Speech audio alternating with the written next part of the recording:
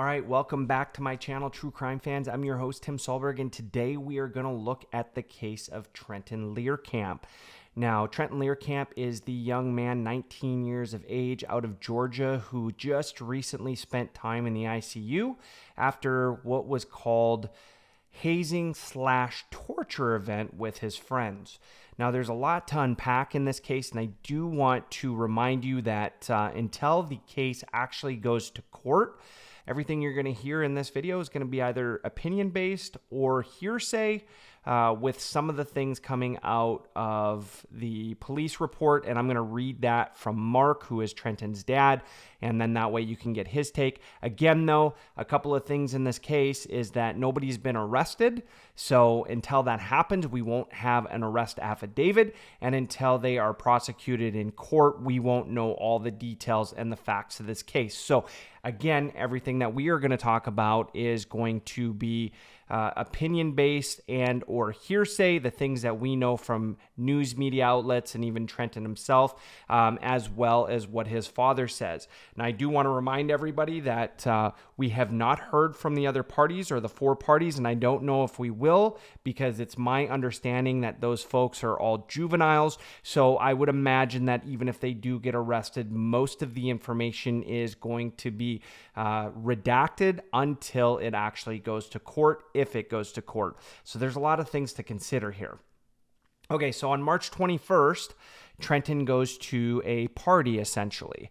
And at that party, Trenton is given vodka and magic mushrooms. It also had some claims in there of antidepressant pills. And basically, at some point, he was quote unquote forced to drink the vodka and to take the shrooms. Now, again, we don't know the other side of the story, but we do know that this left a lasting impact on Trent. Much too much alcohol added in with drugs, and the night really got kind of kicked off at that point. Now, we don't know exactly what happened, but there is rumors out there that there's a lot of pictures. We do see one of the pictures from Snapchat where Trenton is tied up. It appears that the folks that are taking the picture are having a lot of fun with this. Now, Trenton at this point is in really bad condition, okay? So a couple of things that were found was that he had been spray painted. He had WD-40 sprayed on him, which is essentially, for some of you folks out there, is all things grease or all things lubricant. I used to use it for my bike chains, but a lot of people use them for vehicles. It's a great lubricant. There was vomit on him. There was urine on him, and he was tied up. These are things that tell me that something got out of hand pretty quickly. Now, I am going to read what Mark said to the police, so bear with me on this one. I do have it pulled up. So, on Friday, March 17th, he revealed Trenton came home from this address covered in WD-40 vomit, paint, glue, egg yolk, and spray paint. In addition, the report reads, Mark stated that Trenton seemed high or drunk, and 2 weeks prior, Mark had to take Trenton to the emergency room because he came home with a severe laceration above his left eye that required stitches. According to his father, Trent, who is not on the autism spectrum as has been reported, believes his alleged attacker to be his friends and that he goes over there because he has no other friends. The police report states when Trent is at that house, he is accepted and with people he thinks care for him. Mark also believes that since they are younger than Trenton, he might think they look up to him and would not fight or defend himself because they are minors, and if he hurts them, he will get into serious trouble. So a couple of things that basically Mark, who is Trent's dad, is saying here is that over the past couple of weeks, a couple of things happened. One, he had come home and he had a lot of stuff that was on him, very similar to the night that he ends up in the ICU. Ended up drunk, ended up high. A couple of weeks before that, we see the video where he's basically getting waterboarded by his friends in a hose, and he's sitting in a chair. And we really don't know what the context is to all of that. We do hear Trent come out and say a few words, but Trent doesn't talk anything about what happened that night. And we wouldn't expect him to, right? For a couple of different reasons. One, I'm sure it has a long-lasting, devastating effect knowing that you're with your friends who, in all honesty, should be taking care of you, especially if you had a few too many to drink, and not turn around and treat you with urinating on you, putting WD-40 on you, letting you vomit on yourself, putting spray paint on you, and who knows what else that they did. We won't know until we know all the evidence in the case, tying you up and letting you slump over in a chair, and then ultimately dropping you off at the hospital. So again, we've seen this in the past with fraternities where they have these hazing events. We don't know if that's what this is yet, right? There's a lot of speculation out in the newspapers right now. And again, I'm going to say speculation / opinion / hearsay, that this could be a case of torture versus hazing.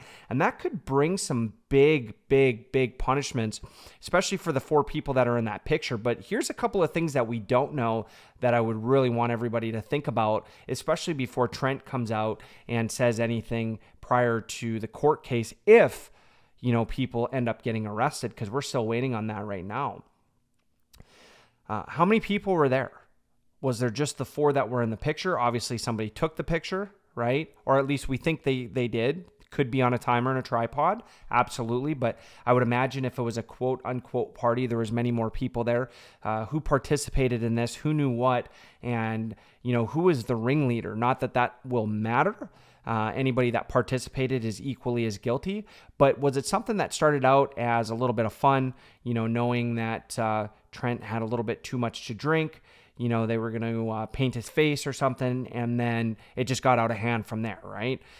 We know that can happen, and that would be a terrible event. Was it something that started before he was drinking, and they were already taking advantage of him and then force-feeding him alcohol and drugs? We don't know that, but very real possibility as well.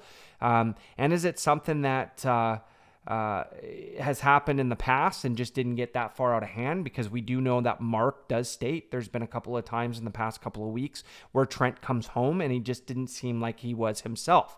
Now, all of these things could play a factor in the arrest of any of the folks that participated in this, and I would anticipate that there will be some arrests coming up, and I would imagine that the authorities right now are just putting all the evidence together, whether that's from social media, whether that's from Trent himself, whether that's from the scene of what could be a crime. We'll just anticipate that that's going to be a crime.